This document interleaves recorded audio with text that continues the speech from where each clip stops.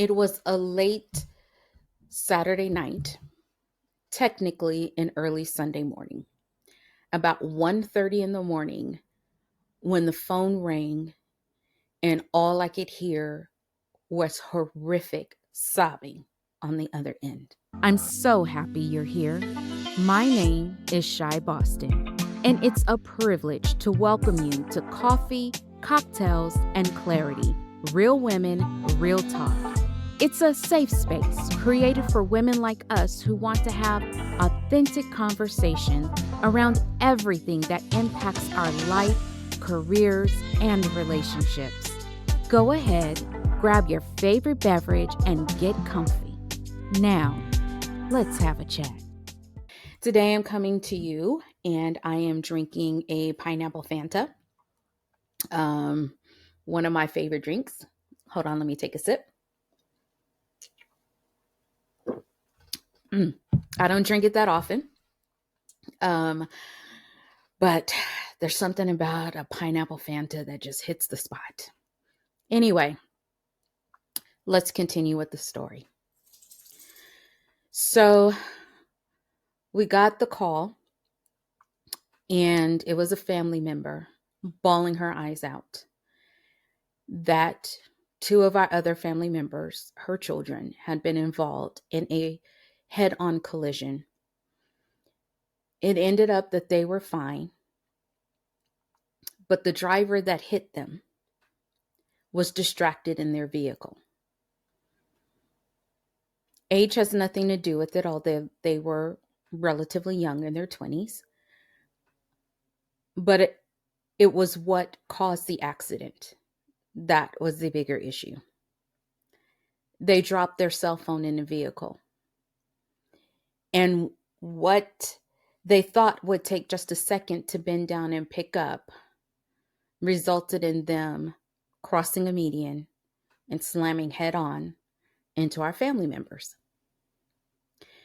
Thankfully, they were in a very well-built car that happened to be an SUV that took a lot of front end damage.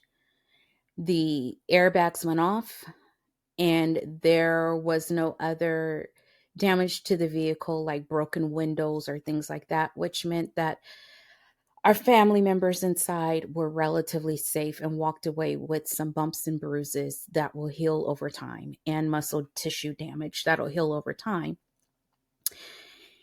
And also to motor vehicle trauma, which if you've ever been in a motor vehicle accident of almost any sort, you know that that is something that stays with you for quite a while.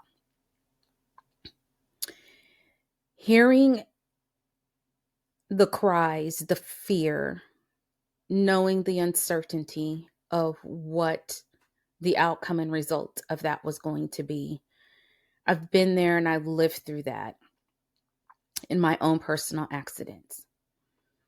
But what it made me think of when all was settled down, so to speak, and we were relieved to know that everyone was okay for the most part, it made me think about the distractions in my life that could be leading me into a dangerous situation. Things that might seem to take my eye off of my goal or the prize, so to speak, even temporarily, shortly, briefly, however you want to call it, but can still step in the way of ultimately achieving the goal. And if you're neurodivergent, you especially know what that means and what that feels like, because some of anything can take our eyes off of our ultimate prize. And it made me think about how many times in the past had I let someone, a perceived opportunity, or anything else take me off of the path of what my goal was, that redirected me, whether it was the loving words and advice of a loved one trying to guide me in the way they thought was best, whether it was a relationship that I should have seen the red flags for, but didn't. Or whether it was my own decisions around big decisions or even little ones that I had to make. But what distracted me and took me away from achieving a goal, fulfilling a wish, speaking up for myself, caring for myself, loving myself. I want you to think about that for yourself too, because we are all dealing with something, all of us. Some of it may be heavier than others. Some of it seems like it's light. You know, sometimes you go at a grocery bag and you think it's light and it's not. When you go to pick it up, you realize it's actually heavy. It could be any number of things. Sometimes it's compounded issues. But what is it that you're dealing with right now that could be acting as a distraction from something you have wanted to do and achieve for yourself? It might be a situation you don't have control over. You may have to be a caregiver to someone. Been there, done that. And even though mine was temporary, it still made me make adjustments in my own life so that I can accommodate being a caregiver to those that needed it. It could be that you are at a crossroads right now in your career. There are those that are giving you advice and trying to tell you why you should take a certain position, but deep down, you know that is not really what you want to do.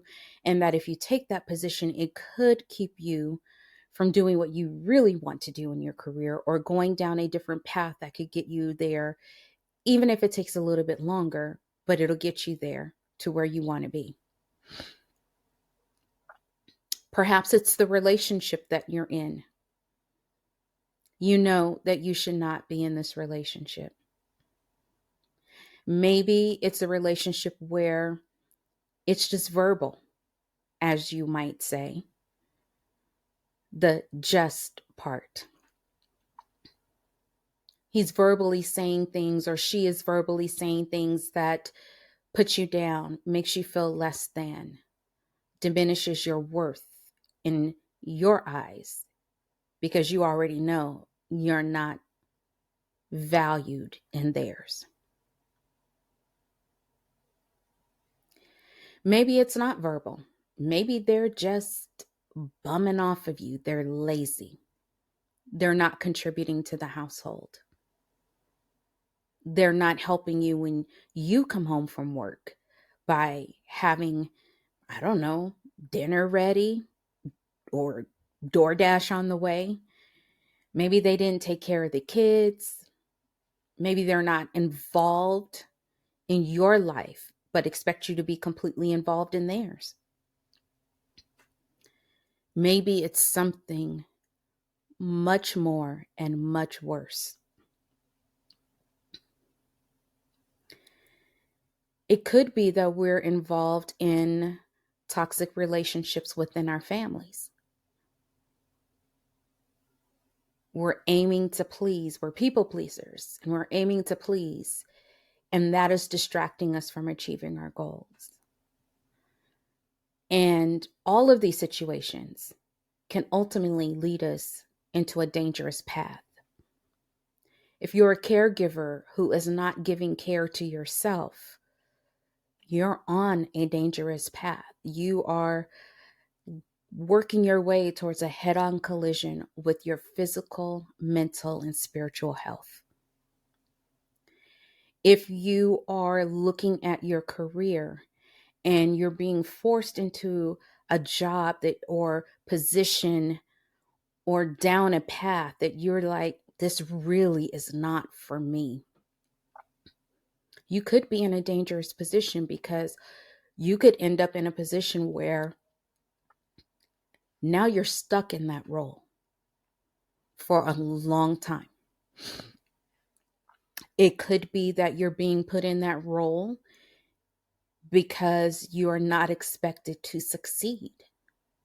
So the sooner you fail, in their eyes, the sooner you're out.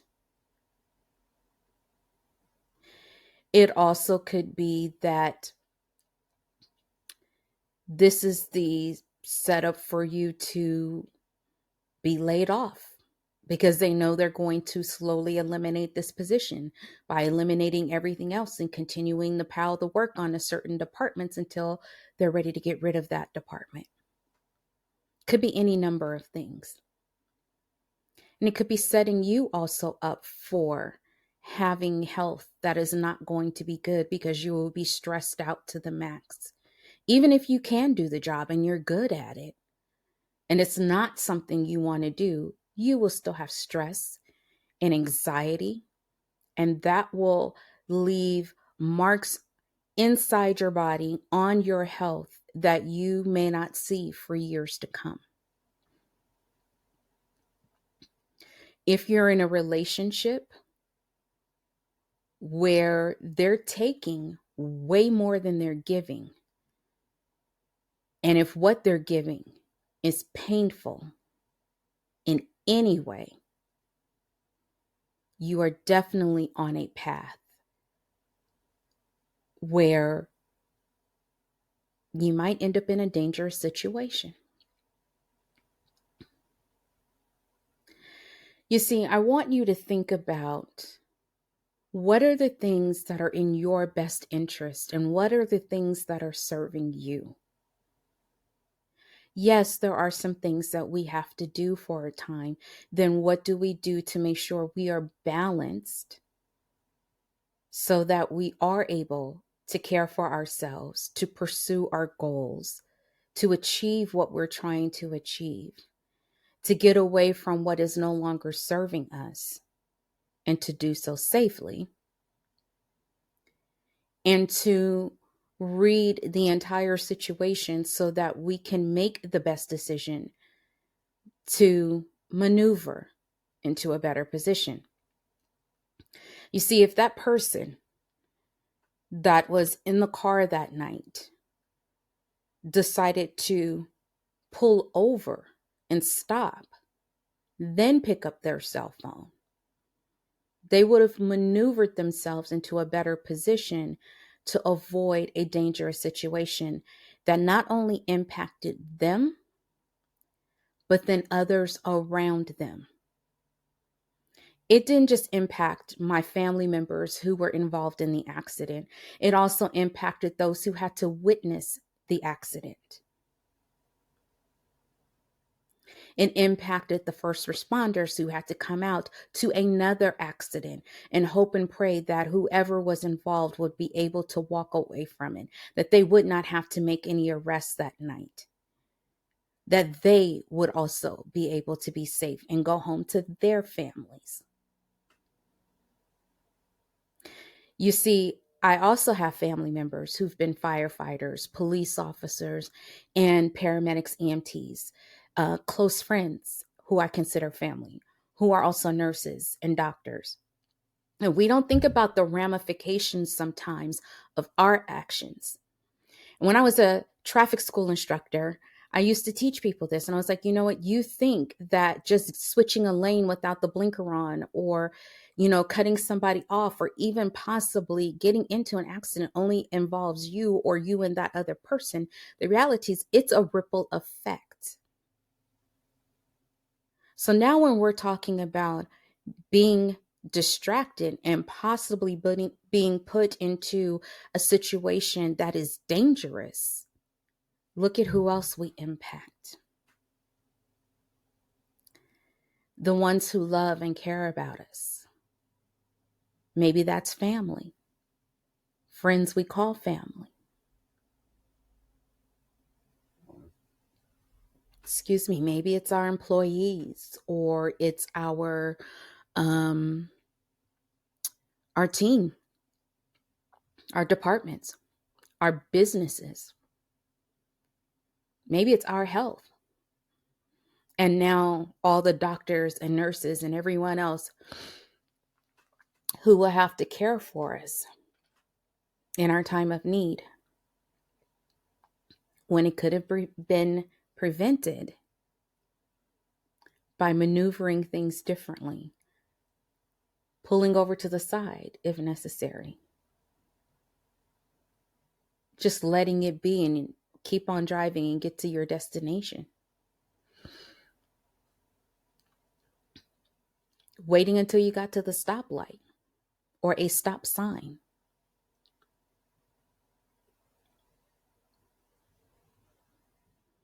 There's any number of things, and all of those have repercussions as well. All of our actions, whatever decisions we make, there's always going to be something that's going to result out of that. So whether it's good or bad is a, different story. Some of us really don't have the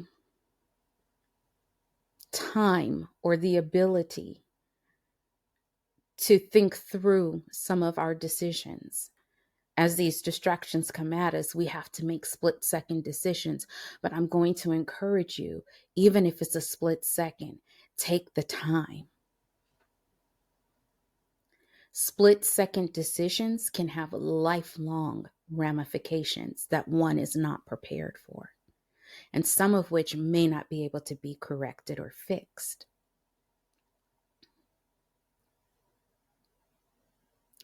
When I thought about the situation that happened with my family, I thought about how many times I was distracted. How many times have I been in a car and I dropped a cell phone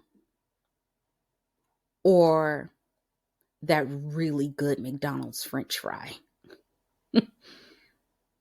How many times did I look down to put my drink in the cup holder?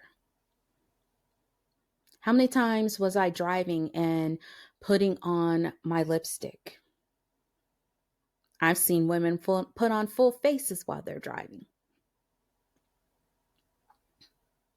How many times was I driving and I was just zoned out and my mind just automatically took me to where I had to go? You see, statistics show that most car accidents happen within about 5 to 10 miles max of home.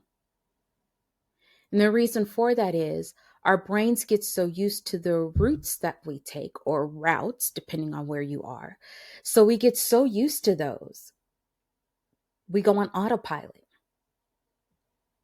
We literally can drive and go wherever we have to go without even thinking about it.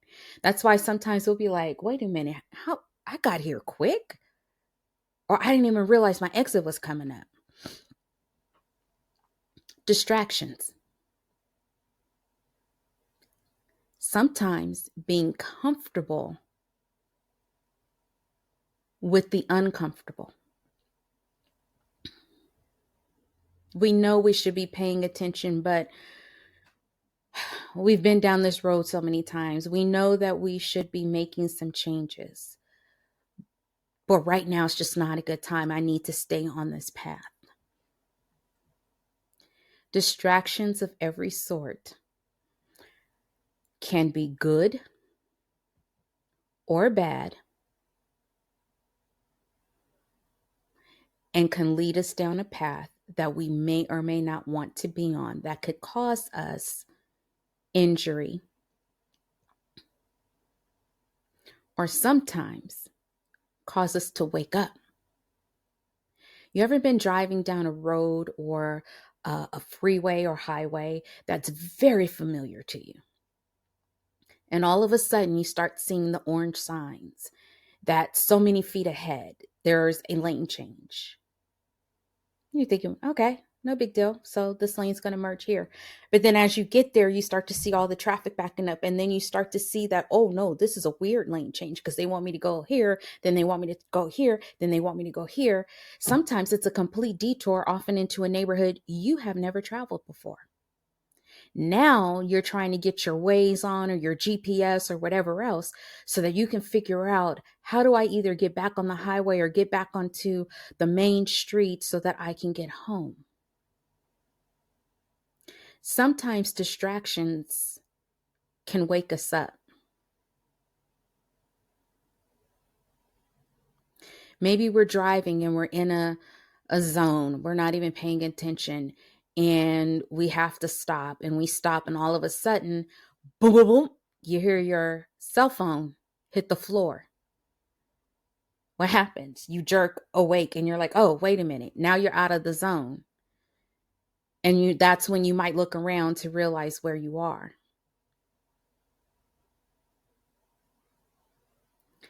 Think about the distractions in your life right now. Are they leading you down a dangerous path? Are these good distractions that are trying to wake you up and let you know you need to be alert to some upcoming changes? Maybe some positive opportunities and outcomes. Or maybe they're just there to wake you up.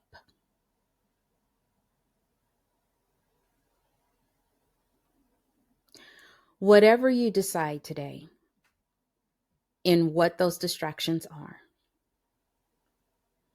I hope that you can take a moment, breathe, and think through them for yourself, maybe with a therapist or with a friend, so that you can continue on the path that will keep you safe, a path that will help you to achieve your goals so that you can also be happy. Whether it's our first conversation or we've been talking for a while, thank you for taking the time to chat with me today. While you finish your beverage, take some time to meditate on today's conversation and journal your thoughts and feelings. If you like today's conversation and you haven't already done so, please subscribe to and review my podcast, then download this episode. Don't forget to join my fan page on fanlist.com/coffee cocktails clarity, where you can share your thoughts on the episode, ask questions, or share your story. You never know, I may feature you in a future episode, with your consent, of course. You can also follow me on social media. The links will be in the show notes. I hope our chat helped you to see things more clearly. I always enjoy talking with you, so let's take some time for us to get together again soon for some coffee, cocktails, and clarity.